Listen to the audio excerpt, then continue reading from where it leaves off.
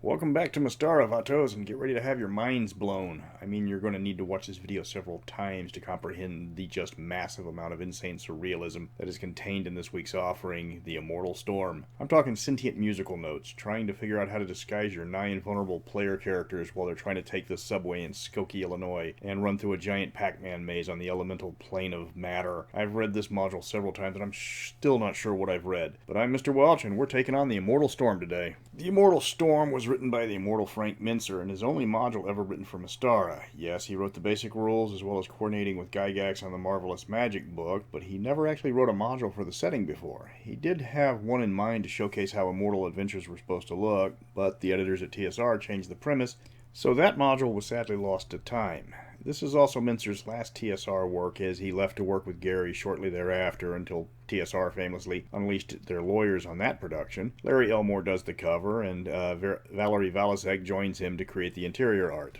Playing Immortals is nothing like playing any other form of D&D. Players can suffer from the Superman syndrome where nothing can challenge them.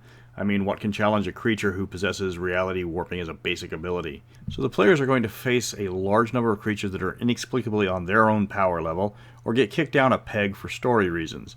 That can be kind of frustrating because you only get to cut loose at the very end of this module, and then it's just like the end of Double Dragon, when Player 1 and Player 2 have to fight each other to the death, because that's what the computer says so. The module does commit one of my biggest pet peeves numerous times, relying on player knowledge over character knowledge. There's a ton of puzzles in this game, more than any other module I know of.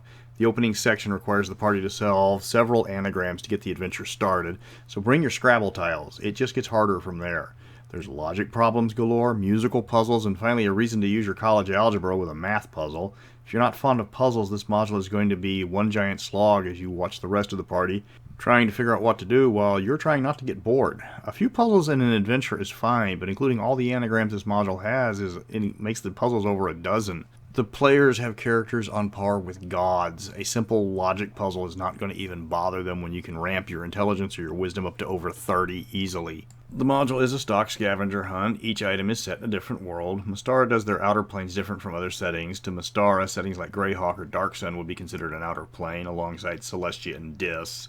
You'll be reminded Immortals aren't gods, but something entirely different.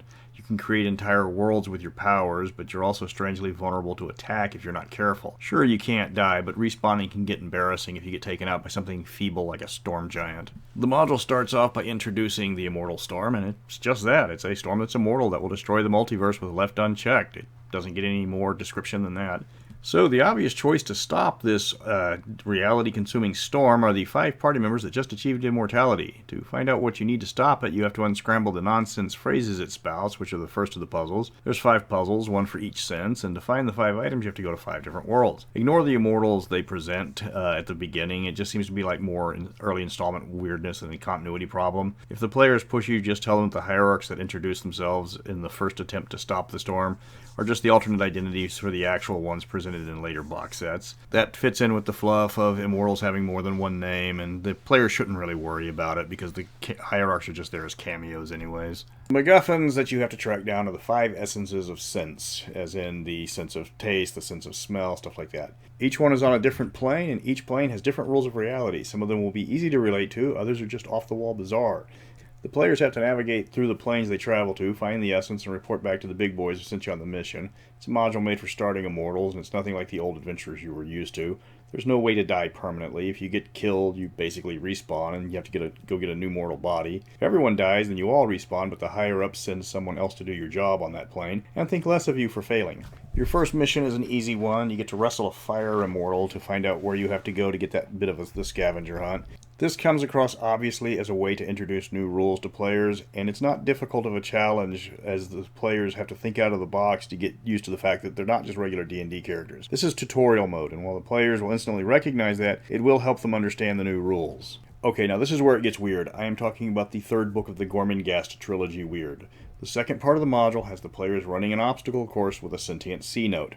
Not talking about a $100 bill, I mean a literal musical note. The entire second part of the quest involves the players trying to make their way through what seems like a scene from Fantasia, escorting a plucky musical note so she can be part of a greater musical number.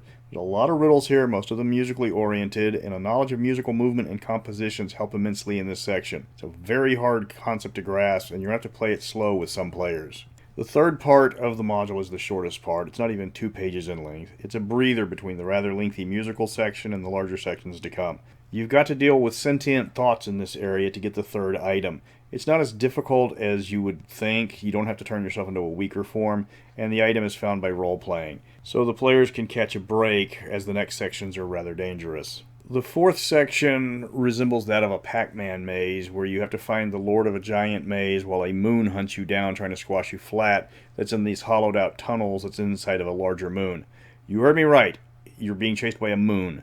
You have to find the true lord of the realm, as there's an imposter, and of course you're going to have to defeat the imposter who's trying to steal the realm from the actual immortal. So you have to track down the bad guy inside of a tunnel-filled planet with a moon rolling through the tunnels at supersonic speeds, trying to squash the players flat.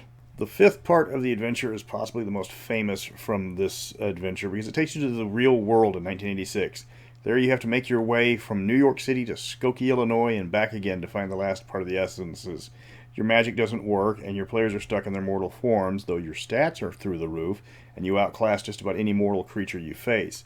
Still, you can enjoy your stay in 1986. Go see Lucas while it's still in the theater. Pick up a copy of Frank Miller's Batman Returns.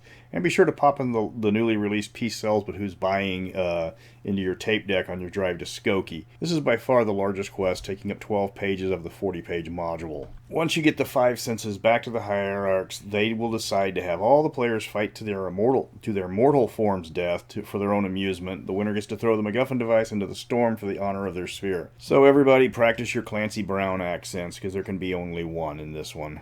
If your mortal form is destroyed, it's just embarrassing because it's just a mortal form. It's not your actual true form. The module is easy enough to acquire. I have found copies on sale for about $20. Nobody is looking for this module. It's not a traditional Dungeons & Dragons module. It's insanely high level, and this does turn off a lot of people. The PDF is $5, but just spend the extra cash and get the hard copy. That ends the first Immortals module. It's surreal in large parts. It's obviously tutorial in other parts, and it gives a ton of new playstyle options to players. If your players want to try their hands at literal world building and dealing with creatures that can pop 36th level characters like minor blisters, they might want to give it a try. Just giving you a warning, this adventure is not for many people. Okay, so next week is my 100th video to this channel, and I'm not going to waste it reviewing another module. So next week is a treat where I'm going to count down the 10 reasons why you need to play in Mystara. So until next week, what do you mean I don't pay my bills on time? What do you think, I'm always broke?